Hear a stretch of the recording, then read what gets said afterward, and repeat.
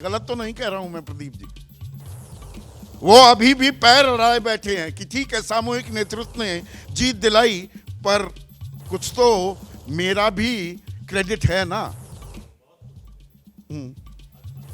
हाँ, अगर शिवराज सिंह चौहान को पार्टी हाईकमान ने हटाया नहीं तो उनको मालूम था कि हटाने का नुकसान ज़्यादा होगा, प्रोजेक्ट नहीं करने का जो नुकसान है वो उसकी भरपाई हम कर सकते हैं। लेकिन अगर उनको हटा दिया, मतलब चुनाव मैदान से हटा दिया होता, तो उसका नुकसान बहुत बड़ा होता, उसकी भरपाई नहीं होती। तो ये यक्ष प्रश्न लाख टके का सवाल अब ये है, शिवराज फिर बनेंगे क्या? मेरे हिसाब से तो निश्चित रूप से बनेंगे। निश्चित रूप। 161 सीट लाने वाले मुख्यमंत्री को आप नहीं हटा सकते, अगर आप चाहें तो भी। और 2024 का चुनाव सामने है, तो ऐसे में हटाने की ज़रूरत नहीं। आपके पास इतना बड़ा कोई इतना अच्छा विकल्प नहीं है कि वो कोई और बड़ा बदलाव ला देगा, कुछ कर देगा। तो इसलिए शिवराज सिंह चौहान, एंटी इनकम्बेंसी की आशंकाएं जो लगाई जा रही थी वो निराधार साबित हुई हैं। बिल्कुल देखिए वो क्यों, कांग्रेस का कैंपेन आप 18 का और 23 का देखिए तो आपको बात समझ में आएगी। 2018 में त्रिमूर्ति थी कांग्रेस की, दिग्विजय सिंह, कमलनाथ और ज्योतिरादित्य सिंधिया। इस बार वो त्रिमूर्ति टूट चुकी थी। ज्योतिरादित्य सिंधिया यूथ को अट्रैक्ट कर रहे थे, कमलनाथ पहली बार स्टेट की पॉलिटिक्स में आ रहे थे, तो नई चीज़ थे, एक नयापन था। और दिग्विजय सिंह पुराने घाघ राजनेता जो है, मध्य प्रदेश के 10 साल मुख्यमंत्री रहे हुए, संगठन पर उनका जो है प्रभाव, ये सब देखते हुए उनको और एंटी इनकम्बेंसी उधर बीजेपी सरकार की। और इधर जो है इस बार जो हुआ है, सिंधिया बाहर चले गए। कमलनाथ 1.5 साल की जो उनकी सरकार रही, मैं शुरू से कह रहा हूँ कि उसकी एंटी इनकम्बेंसी शिवराज सिंह चौहान की एंटी इनकम्बेंसी पर भारी पड़ी। यानी कि चोरी की सरकार के आरोप जो कांग्रेस लगाती थी, जनादेश चुरा लिया, वो काम नहीं किया, बल्कि उनके 1.5 साल के कामकाज का आकलन भी होता था। बिल्कुल देखिए चोरी की सरकार की बात तो, मतलब आरोप तो सही है, लेकिन वो लोग छोड़कर इस्तीफा देकर गए और फिर उसी जनता ने चुनकर भेजा। और यहाँ पर कांग्रेस की भी बात करना जरूरी हो जाता है क्या? अब ये आकलन करना दिबांग कि कांग्रेस, खास अगर हम कमलनाथ की बात करें कि उन्होंने अपनी चलाई, बहुत केंद्रीय नेतृत्व की बात भी नहीं मानी, इंडिया गठबंधन की वहाँ रैली होने वाली थी कि नहीं, सॉफ्ट हिंदुत्व कार्ड भी खेला, तो इसमें जिम्मेदारी बड़ी कमलनाथ की भी बनती है।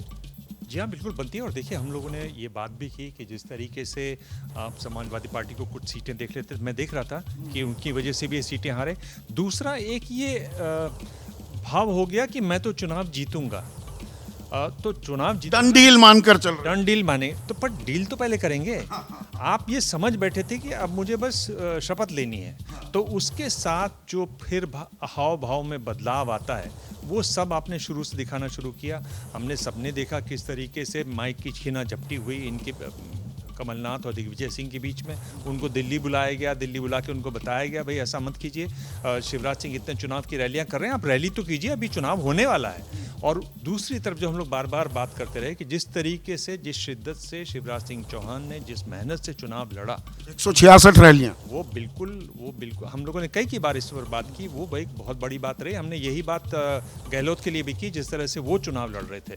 यहाँ पर जिस तरह से शिवराज ने चुनाव लड़ा उसका असर हुआ। लाडली बहना, उस दिन हमने बात भी की। लाडली बहना की बात राखी से मैं करना चाहूंगा। राखी, आधी आबादी ने ताकत अपनी दिखाई है और मध्य प्रदेश में तो ये साफ दिखाई दे रहा है। देखिए, शिवराज सिंह चौहान ने लाडली बहन योजना को न सिर्फ अपना लिया, उन्होंने इसको एक योजना नहीं रही, इसको अपना लिया और सस्टेन किया बिल्कुल लास्ट मोमेंट तक। और मैं वहाँ थी भी और लाडली योजना को समझने की कोशिश की थी। तो फाइनेंशियल इंक्लूजन और फाइनेंशियल एम्पावरमेंट फॉर वुमेन का एक बहुत बड़ा नमूना। पर ये इसका एक दूसरा पहलू भी देखिए, जब हम जीत की बात करते हैं तो लाडली बहना का जो पैसा था, जो वो मद में आया, उसमें विधवा पेंशन, बाकी पेंशन भी हटाई गई, पर उसका कोई असर होता नहीं दिखा। नहीं, लेकिन आप लास्ट में भी देखिए ना, धनतेरस के दिन भी महिलाओं को जब लगा, और बहुत सारी महिला जो सही में बहना साबित हुई हैं आज, जिसकी वजह से जो हंसी हम देख रहे हैं शिवराज जी के चेहरे पर, वो कहीं ना कहीं लाभकारी साबित हुई है। और दूसरी, शिवराज सिंह चौहान की शिद्दत हम सबको मानना पड़ेगा। और महिला आरक्षण बिल गाजे बाजे के साथ कानून बनवाया सरकार ने कि 33%, अब वो जब भी लागू होगा पर लाडली बहना के चलते आप मध्य प्रदेश जीतते हैं तो दावेदारी बहुत मजबूत हो जाती है। बिल्कुल हो जाती है। और एक कार्यकर्ता भले ही मुख्यमंत्री रहे हो, लेकिन आप बॉडी लैंग्वेज देखिए, उनकी एक कमिटमेंट देखिए, अगर आप सब एक सादगी, एक बेचार की भी चेहरे पर झलकती है। रिवर्स सिंपैथी भी हुई क्या कि इनका चेहरा नहीं दिखा? लगे रहे वो, बिल्कुल ये उनकी जो लगन है, लगे रहे। और आज मुझे लगता है कि जैसे कहते हैं ना कि हारी बाजी को जीतना मुझे आता है, वो मुझे लगता है शिवराज जी। पर यहाँ पर बड़ी तस्वीर अगर देखें प्रदीप भाई, तो कांग्रेस का शत्रपों पर उनको खुली छूट दे देना और बीजेपी का सामूहिक नेतृत्व में चुनाव लड़ना, बीजेपी की रणनीति साफ यहाँ पर सफल होती है। देखिए, एक बात जानने की यह है संदीप भाई कि कमलनाथ ने बीच में जो पैसे थे उसको पंप करना मना कर दिया और यहाँ से कांग्रेस के लोग गए, हाईकमान के लोग, और उनको समझाया। तो कमलनाथ ने यह कहा कि जनता चुनाव लड़ रही है, अपने आप चुनाव जीत जाएंगे। बीच रास्ते पे आकर कैंपेन को डिरेल किया कमलनाथ ने, उसकी एक बड़ी वजह यहाँ पर है। और जैसा कि अभी बोला प्रदीप जी ने कि तिकड़ी, वो इस बार कमलनाथ अकेले पड़ गए।